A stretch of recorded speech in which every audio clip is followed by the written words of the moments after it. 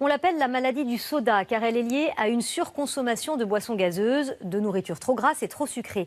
Cette maladie du foie inquiète les médecins car elle progresse rapidement. Elle touche 6 millions de personnes en France. Elle a failli par exemple emporter notre confrère Pierre Ménès.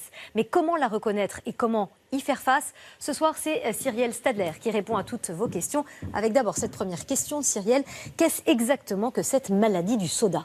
En fait, le nom scientifique de cette maladie, Nathalie, c'est la NASH, l'acronyme anglais de la stéatose hépatique non alcoolique. Alors pourquoi on l'appelle la maladie du soda? Eh bien, c'est parce que les boissons sucrées et une alimentation trop riche en sucre et en gras sont les principales causes de cette pathologie. Avec une mauvaise hygiène de vie, au fil des années, le foie se gorge en sucre et en gras.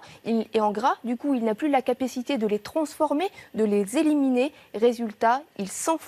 Une cirrhose du foie peut alors se déclarer ou dans 5% des cas, un cancer. Et chez certains patients, il ne reste alors comme solution que la greffe du foie.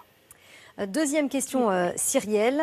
Quels sont les symptômes de cette maladie du soda? Eh bien, il n'y en a pas et c'est bien ça qui inquiète les médecins car cette maladie progresse lentement en silence à tel point que les spécialistes estiment que 12% des Français pourraient être atteints de la maladie du soda, certains même sans le savoir. La bonne nouvelle, Nathalie, c'est que tant que la maladie n'a pas évolué en cirrhose ou en cancer, elle est réversible. Alors là, il n'y a pas de médicament miracle, mais du sport et une alimentation saine et équilibrée. Bannissez donc notamment les boissons sucrées et si pour vous c'est vraiment impossible, privilégiez les sodas sans calories, mais attention toujours sans excès. Les médecins constatent que dans certains cas, ce régime suffit à faire diminuer la taille du foie. Très bien, ça veut dire que le foie peut se régénérer et revenir en bon état. Alors cette maladie touche-t-elle aussi les enfants? Oui, malheureusement Nathalie, même si elle apparaît principalement chez les adultes en surpoids entre 40 et 50 ans, les spécialistes constatent qu'il y a de plus en plus d'enfants en consultation pour cette maladie.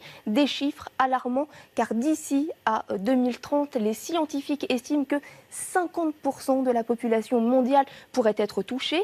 Mais pas de panique, des solutions commencent à être mises en place. En France, un fonds de dotation de 2 millions d'euros vient de voir le jour. Objectif, sensibiliser le public et les médecins. Un traitement pour soigner cette maladie va également être mis sur le marché à partir de 2020. Merci Cyrielle. Et puis on le rappelle, boire de l'eau, manger sain, faire du sport. Merci beaucoup pour ces informations.